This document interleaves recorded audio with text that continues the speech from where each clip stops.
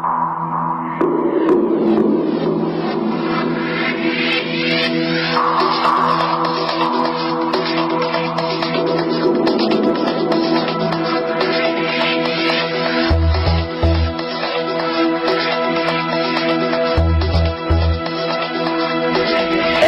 vous propose Dans le vif de la Constitution, une émission présentée par Anis Moulay et Afef Alaïa. Et dans le vif de la Constitution, tous les jeudis matins avec Anis Moulay. Bonjour Anis. Bonjour Afef. Avec nous, le professeur Abdelhamid Labd. Bonjour professeur. Bonjour Afef. Alors, on va continuer notre sujet de la semaine dernière. On a commencé à parler des instances constitutionnelles indépendantes. On a parlé de ces instances dans un terme, si on peut dire, général la semaine dernière. Mais là, on va les prendre avec plus de détails et on va démarrer avec l'ISI, l'instance supérieure qui va organiser les élections. Donc Nice, qui compose cette instance, qui la compose et comment sont nommés ses membres? Voilà, en fait, en ce qui concerne l'ISI, donc il faut le souligner, c'est une instance qui va contrôler les élections. On appelle ça, dans le jargon juridique, un organisme de gestion des élections. C'est une autorité indépendante qui a été constitutionnalisée, c'est-à-dire qui a été prévue dans la Constitution pour lui donner une certaine supériorité par rapport à toutes les autres instances donc qui existent. N'oublions pas qu'auparavant le recours à une instance indépendante n'avait pas lieu parce que c'était le ministère de l'Intérieur qui supervisait les élections et que le président de la République donc nommait un observatoire.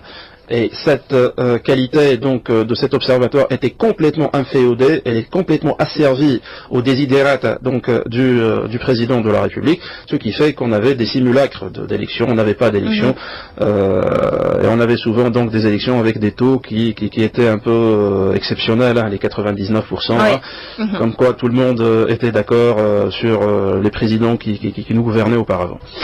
Mais là, tout a changé, donc mais nous là, avons des tout a changé. Là, nous avons une instance qui a commencé son travail, qui a fait un travail remarquable, malgré tout ce qu'on dit, donc l'instance de Kamel Jandoubi, qui n'était pas constitutionnalisée, mais qui avait un fondement, je dirais, consensuel, parce que tous les partis politiques lui avaient accordé, donc, je dirais, une certaine reconnaissance, une certaine confiance, ce qui a mené donc à bout les élections du 23 octobre avec les résultats qu'on connaît, avec donc, je dirais, une méthodologie assez remarquable et importante. Actuellement, nous avons décidé, ou du moins les constituants avaient décidé, de constitutionnaliser. C'est une avancée majeure. Dans les textes, je dirais, dans les lois fondamentales, ça n'existe pas dans le monde arabe une constitutionnalisation donc d'un organisme de gestion des élections. Et à l'exception de l'Irak. À l'exception de l'Irak, mais je ne pense pas que c'est le cas actuellement. Si, c'est le cas actuellement. Si, toujours. Voilà. À l'exception... Suite à l'invasion américaine 2003. Tout à fait, tout à fait. Donc, et voilà, Afef, pour revenir à votre question tout à l'heure, c'est une instance qui est composée par 9 membres. D'accord. Et d'ailleurs, pour la petite histoire, hier, il venait de prêter serment devant le président de la République, après tout ce qu'on a pu dire donc à propos de la grille d'évaluation, donc l'indépendance, la dépendance, les orientations politiques de certains membres et tout le tralala existant. Voilà. Ces membres-là doivent être indépendants, c'est le texte qui le dit, dans l'article 123. Ils doivent être compétents également. Et puis, ils ont un mandat de 6 ans. C'est-à-dire que ces membres-là restent pendant 6 ans. Justement, Anis, j'allais vous poser la question sur la fin de mission de cette instance. Donc, c'est un mandat de 6 ans. Or, il y a une petite donc nuance, c'est qu'au bout de 2 ans, il y a le tiers des 9 membres qui change. C'est-à-dire, dans 2 ans, dans 2 ans il y aura d'autres élections. Il y aura donc un changement, voilà, pour uniquement les 3. D'accord. L'un tiers des membres. Après 4 ans, c'est les 2 autres, c'est le 1 tiers des autres, donc il va changer aussi. Et ce changement, il se fera sur quelle base? Est-ce qu'on va élire d'autres membres? Oui, tout à fait. Tout à fait. D'accord. On va élire donc c'est la même procédure. C'est la même procédure, de telle façon qu'après 6 ans, on aura donc une nouvelle composition de l'ISI. Voilà. Professeur Abdelhamid Labed, on parle toujours bien sûr de l'ISI.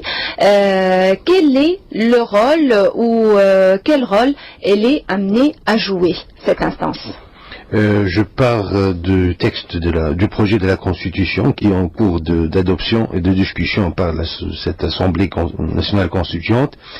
Et comme l'a dit si bien Anis, il s'agit de l'article 123 du projet de la Constitution, et je lis ce qui a été écrit. L'instance électorale est chargée de la gestion et de l'organisation des élections et des référendums, de leur supervision dans leurs différentes phases. L'instance garantit la régularité, l'intégrité et la transparence du processus électoral et proclame les résultats. L'instance est dotée du pouvoir réglementaire dans son domaine de compétences. Donc, dans ces 2 premiers alinéas ou paragraphes de l'article 123, il est indiqué quelle sera exactement la mission dont sera chargée l'instance des élections.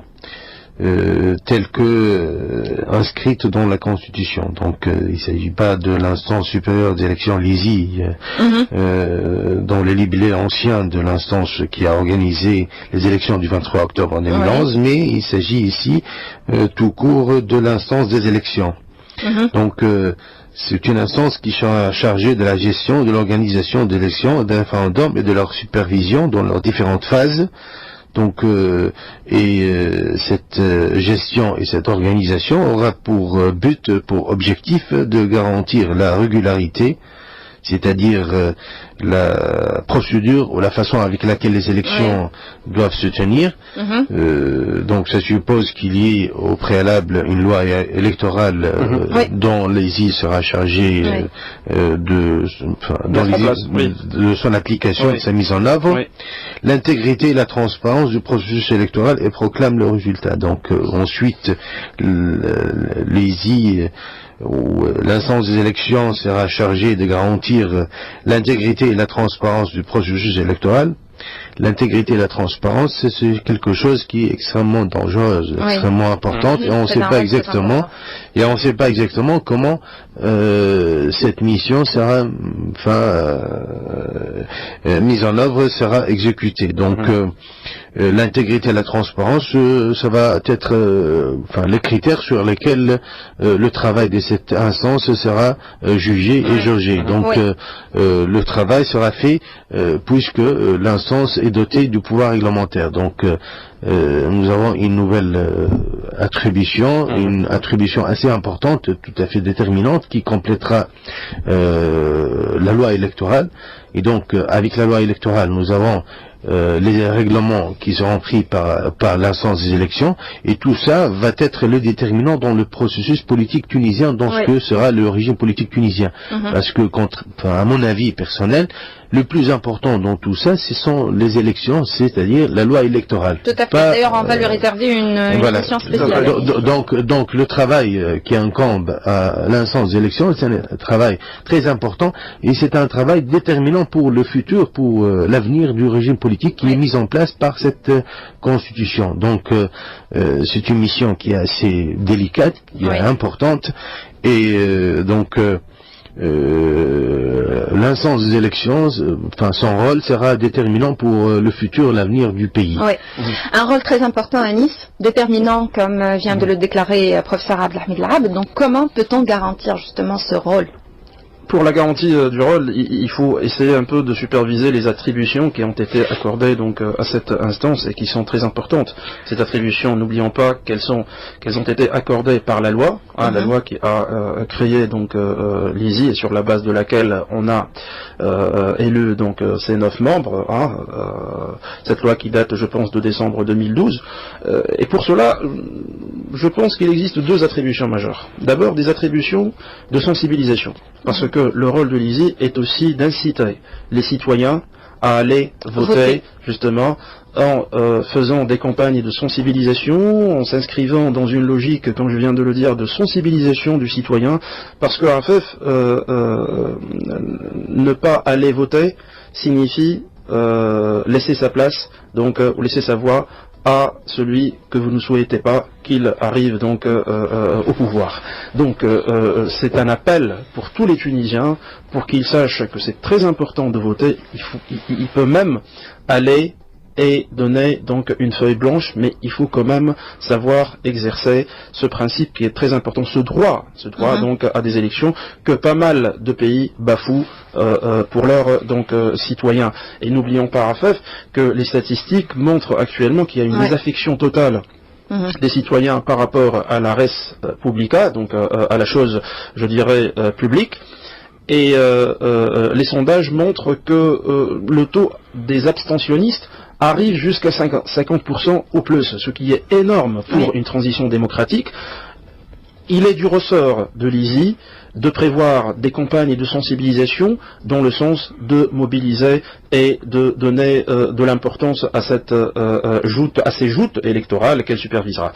Encore, pour ce qui est juste, Sir Abdelhamid, excusez-moi, je termine avec les attributions. Ensuite, il y a des attributions que je dis, des attributions dans le cœur même du dispositif de l'ISI.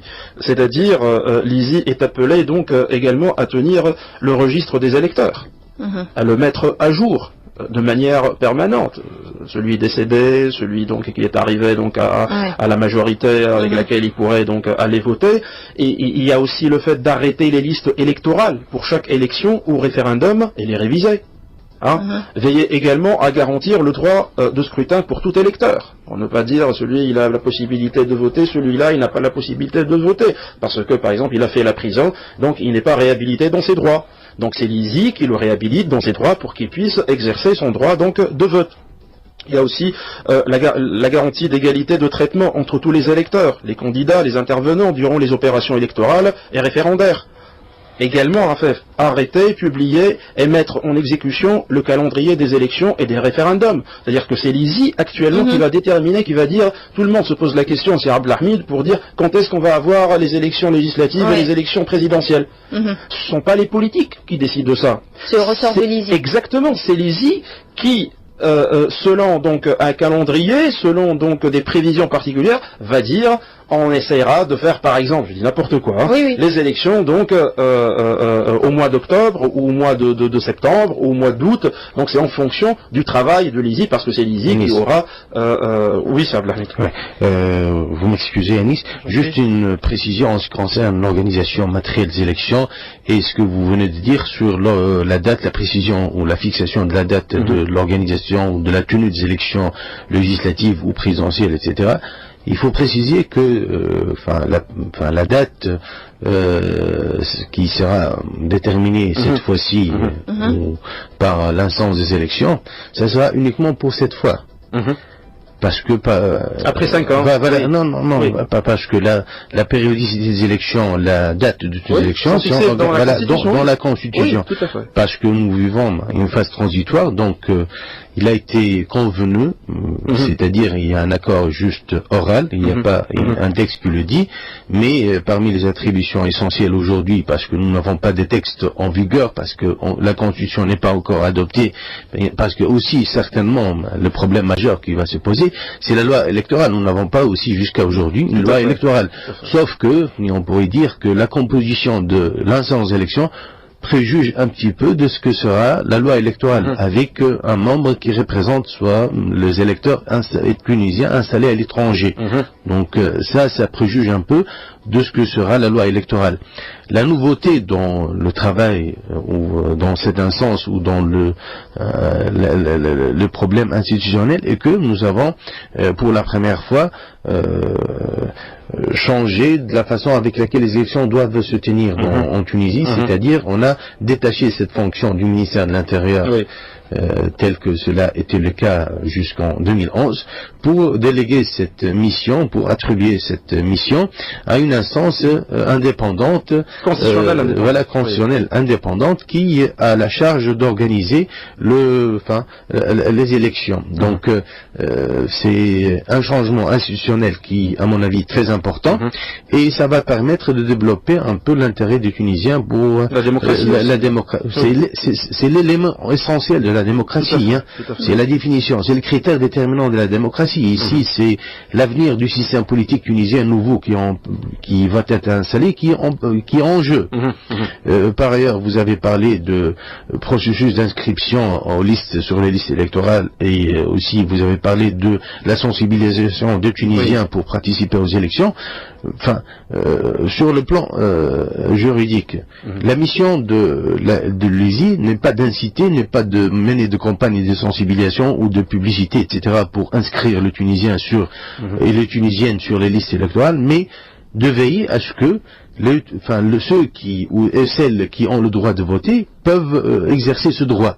Donc le travail concrètement sera fait par les autres, surtout les partis politiques, parce que ceux qui sont intéressés par les élections sont pas uniquement la société civile, mais surtout et d'une manière presque déterminante, ce sont les partis politiques, parce que ce sont eux qui vont présenter des candidats, et ce sont eux éventuellement qui vont exercer le pouvoir. Justement, ça donc le rôle juste pour abonder dans votre sens et peut-être nuancer un peu les propos, la loi prévoit donc cette attribution de sensibilisation dévolue donc à l'ISI. Donc c'est la loi de 2012 qui prévoit ceci. Et je continue, Afef, si vous permettez. La loi Anis, c'est-à-dire que nous avons ici une situation paradoxale. Le fait que la loi a précédé le texte constitutionnel. Donc je crois que par la suite, tout cela va être relativement reformulé, amendé, changé, etc., pour correspondre un peu à ce que devraient être les choses. Nous vivons aujourd'hui une situation dans laquelle on met la charrette avant le bœuf. Mais bon, la chose va être corrigée par la suite, j'imagine. Tout à fait.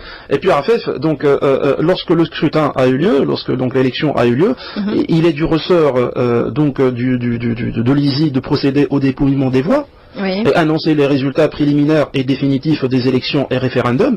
Elle va aussi établir les codes de bonne conduite électorale, c'est-à-dire comment il faut se comporter, comment il ne faut pas faire de la concurrence déloyale, je dirais, donc en matière politique. Également, elle a une jonction importante avec la société civile, parce qu'elle va accréditer les représentants des candidats dans les bureaux de vote, les observateurs, les hôtes, les journalistes nationaux et étrangers pour le suivi des étapes du processus électoral, et puis surtout former les superviseurs des différentes compositions du processus électoral. Donc ce sont des attributions majeures qui donnent de l'importance cruciale, capitale, cardinale, voire même à cette instance. On ne peut que s'en réjouir et lui souhaiter donc bonne chance, parce que c'est pas une mission facile à Afef dans une situation de tiraillement politique, et j'espère que les 9 membres qui ont été élus s'acquitteront comme il se doit de cette tâche. Mais après les 6 ans, Anis, quel sera leur rôle? Après plutôt les élections. Donc les élections, on va prendre l'exemple de cette année, de la situation actuelle. Des élections au référendum, en fait. Oui. Voilà, donc on n'est pas aussi loin de la possibilité de référendum. Après les élections, quel sera le rôle de l'ISI? Ils continueront donc à tenir, il y a d'abord l'organe, je dirais, administratif au sein de l'ISI qui lui continue à exister. C'est-à-dire c'est mettre à jour les listes et puis... Tout à fait. Donc, voyez-vous, Afef, l'instance de Kamel Jendoubi, c'est-à-dire l'ISI 1, elle n'a pas terminé, elle n'a pas arrêté son travail. C'est-à-dire que le bureau, c'est le travail administratif à continuer avec des salariés, avec donc des membres détachés. Ils ont continué ce travail. C'est un travail continu. On s'arrête pas. On n'arrête pas le travail lorsque les élections soient finies. Non, on termine à tenir donc les listes électorales, à essayer donc de les dépoussiérer, à essayer de les corriger, et c'est un travail, je dirais, de longue haleine, parce que avec une transition démocratique, avec un régime démocratique qu'on espère s'établir en Tunisie, les élections, c'est, je dirais, un travail continu pour chaque période. Vous savez, ici, on a inscrit l'instance d'élection dans le texte de la Constitution. constitution, c'est-à-dire que pérenniser avec voilà, la si Constitution. on veut que cette instance existe et continue d'exister, soit permanente, et comme l'a dit si bien Anis, avec cette instance se joue l'avenir de tout le pouvoir politique, de tout le système politique nouveau tunisien. C'est-à-dire si les I, ou si ce qu'on appelle l'instance d'élection, tel que l'appelle le projet de la Constitution, réussit dans sa mission, c'est-à-dire que tout le système aura la possibilité de continuer d'exister. Enfin, le critère d'un système efficace, d'un régime politique efficace, c'est la durée. S'il résiste ou non aux crises. C'est ça ce qui est déterminant ici. Et l'instance d'élection, c'est le point fondamental, le critère fondamental sur lequel se joue l'avenir du régime politique tunisien. On termine avec une dernière question, professeur Abdelhamid Labd. Est-ce que la loi ou la Constitution a prévu des pouvoirs à l'ISI? Est-ce qu'elle possède des pouvoirs? Dans la Constitution elle-même, les pouvoirs de l'instance d'élection sont des pouvoirs énormes puisqu'elle possède ce qu'on appelle le pouvoir réglementaire. C'est quoi le pouvoir réglementaire? C'est-à-dire de pouvoir édicter des règles juridiques qui s'imposent à toutes les parties, à toutes les personnes concernant l'organisation et la tenue des élections. Donc c'est le moyen qui permet à l'instance de travailler. Voilà, donc... Enis? Oui, je termine juste avec un point à FEF. Dans le monde arabe, majoritairement, donc pratiquement la quasi-majorité des pays, c'est le gouvernement qui organise les élections pour les considérations qu'on connaît. Mais dans certains pays, comme l'Algérie ou la Djibouti, par exemple, c'est le gouvernement qui donne la possibilité à une commission d'organiser donc ce qui revient au même quelque part. Et puis il y a une commission électorale, pour être donc exhaustif, une commission électorale, comme l'a dit Abdelhamid tout à l'heure, indépendante, qui organise les élections, pas uniquement en Irak, Abdelhamid, au Soudan, au Yémen et dans les territoires palestiniens occupés. Voilà, ça c'est aussi donc pour être exhaustif. Alors, dans le vif de la Constitution pour aujourd'hui prend fin la semaine prochaine. Donc, il nous reste encore 2 numéros. Exactement. La semaine prochaine sera réservée à la loi électorale, Enis? Non, aux dispositions transitoires, en fait. Voilà. Les dispositions transitoires qui sont très très importantes.